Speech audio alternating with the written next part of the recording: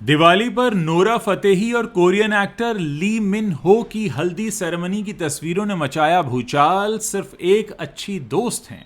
मनीषा रानी को बहन बोलने पर राइज एंड फॉल के रनर अप आरुष भोला ने तोड़ी चुप्पी।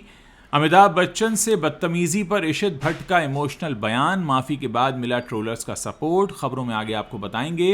इब्राहिम अली खान ने माना नादानियां थी बुरी फिल्म। कहा मुझे लगातार ट्रोल किया गया और आर्यन खान केस के बाद भी डटे समीर वानखेड़े। बोले पत्नी और बहन को मिली धमकियां, न्याय पर है मुझे अटूट भरोसा। नमस्कार दोस्तों, आप देखना शुरू कर चुके हैं Bollywood top 5 controversies of the day. चलिए अब इन्हीं खबरों को आपके सामने विस्तार से रखते हैं। एक तरफ जहां पूरा देश दीपावली के जश्न में सराबोर नजर आया, वहीं नोरा फतेही की कुछ तस्वीरों ने हलचल मचा दी। इन तस्वीरों में Nora Fatehi south Korean actor और सिंगर ली मिन हो के साथ दिखाई दे रही हैं। इन तस्वीरों में दोनों की हल्दी वाली रस्मों का नजारा है और लोग उनसे लगातार सवाल पूछ रहे हैं कि क्या वो शादी करने जा रही हैं। नोरा फतेही की ये तस्वीरें सोशल मीडिया पर तेजी से वायरल हैं। इन तस्वीरों में नोरा पीले रंग के आउटफिट में कोरियन एक्टर के साथ अलग अलग पोज देती दिखाई दे रही हैं। इन तस्वीरों में दोनों के चेहरे पर हल्दी लगी हुई दिख रही है और नोरा के हाथों में मेहंदी भी रची नजर आ रही है। तस्वीरें सामने आते ही लोगों ने सवाल करने शुरू कर दिए कि ये शूटिंग वाली तस्वीर है या फिर रियल। कुछ ने पूछा क्या इस बारे में नोरा को पता है। हालांकि कुछ ने नोटिस करते हुए लिखा कि नोरा की हर फोटो पर ड्रेस और ज्वेलरी अलग दिख रही है। एक ने कहा कि ये एआई शादी है, तलाक है या जन्मदिन के लिए संपर्क करें। एक ने लिखा कह दो कि ये झूठ है। काफ़ी लोगों ने एक ही सवाल पूछा है, मैम आप शादी कर रही हैं। कुछ ने कहा कि ये एआई पागल कर देगा आप सबको। खैर आपको बता दें कि नोरा फतेही की ये तस्वीरें फेक हैं। उनकी टीम की तरफ से या फिर सोशल मीडिया पर उन्होंने ऐसी कोई जानकारी फैंस से शेयर नहीं की है। हाल ही में नोरा न्यूयॉर्क शहर में शानदार दिवाली पार्टी के दौरान दिखाई दी थी। वो वहां प्रियंका चोपड़ा से गले मिलते नजर आईं।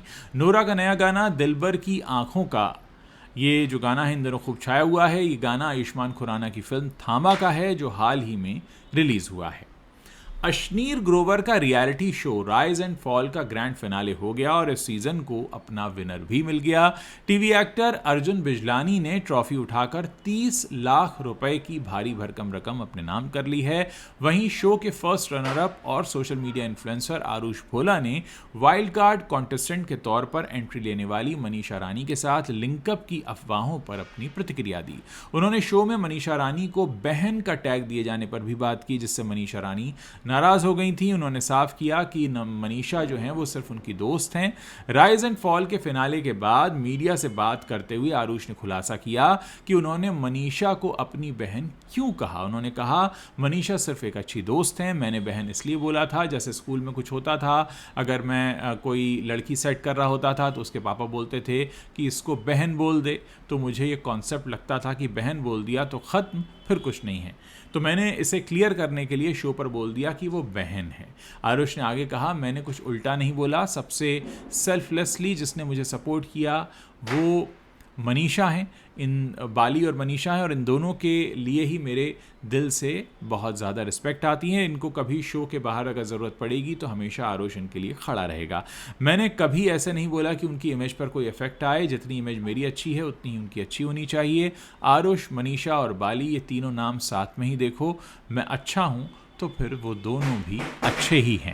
अमिताभ बच्चन के क्विज शो कौन बनेगा करोड़पति 17 में आए 10 साल के बच्चे इशित भट्ट ने सबका ध्यान अपनी तरफ खींचा। जब वो हॉट सीट पर बैठे तो सवाल जवाब के दौरान बिग बी को उन्होंने बार बार टोका और उन्हें नियमों को समझाने में समय बर्बाद न करने की अपील भी की। लोगों को उनका रवैया काफ़ी रूखा लगा। आलोचना के बाद इशित भट्ट ने माफ़ी मांग ली है।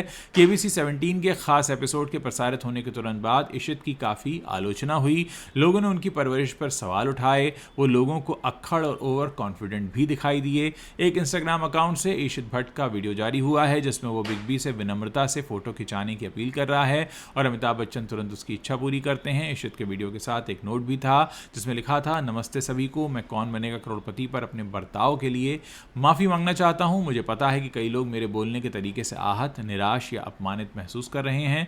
मुझे वास्तव में इसका पछतावा है। उस समय मैं नर्वस हो गया था और मेरा पूरा जो रवैया था वो गलत साबित हुआ।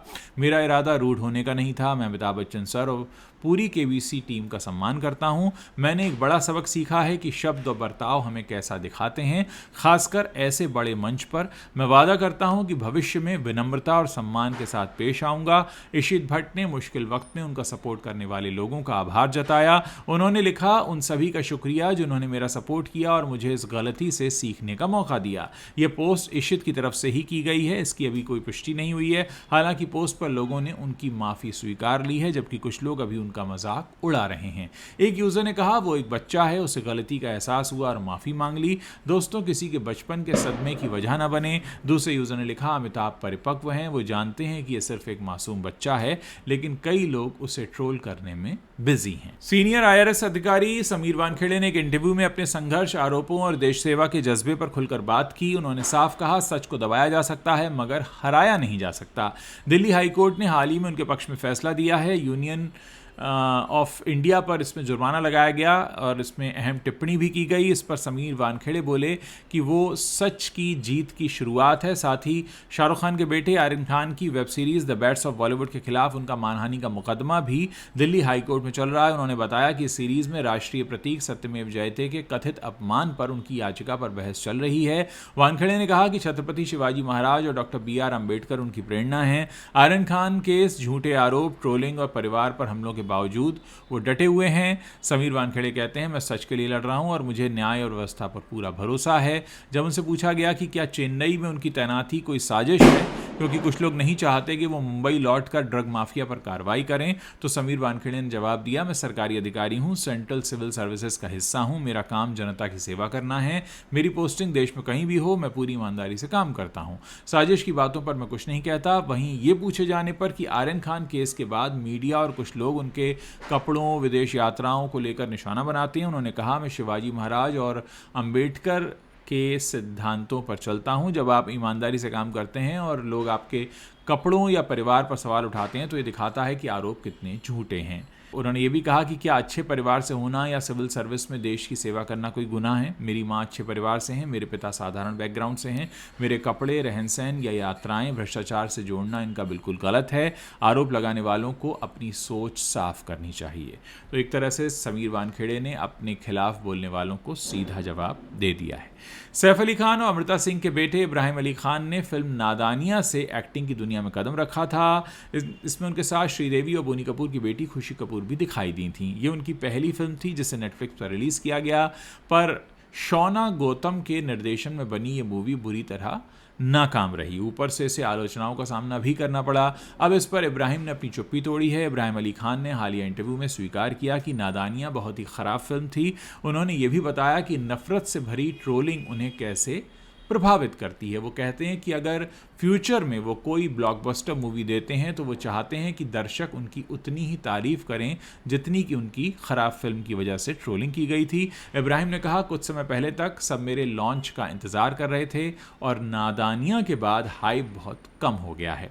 उन्होंने मुझे लगातार ट्रोल किया, ये बहुत लो लेवल है और मुझे लगातार इसका बुरा भी लगता है। उन्होंने आगे कहा, मैं सीधे शब्दों में कहूँगा कि नादानिया वाकई एक बुरी फिल्म थी। इब्राहिम ने कहा, यह वाकई बहुत बुरा था। ये एक तरह का कल्चर बन गया है कि अरे चलो उस फिल्म को ट्रोल करते हैं। कुछ लोग इसे सिर्फ इसलिए ट्रोल कर रहे थे क्योंकि उन्होंने सुना था कि कोई और इसे ट्रोल कर रहा है, यानी कुछ लोगों ने बिना देखे ही उस फिल्म के लिए उन्हें ट्रोल किया। उनका कहना है कि अनुचित है, लेकिन अगर भविष्य में कोई ब्लॉकबस्टर फिल्म दूंगा तो मुझे फिर यही रिएक्शन चाहिए और फिर लोगों को मेरे पीछे पागल हो जाना चाहिए। तो ये वो 5 बड़ी खबरें हैं दोस्तों जो इस वक्त इंटरनेट पर छाई हुई हैं, बॉलीवुड से आती हैं, कंट्रोवर्शियल खबरें हैं।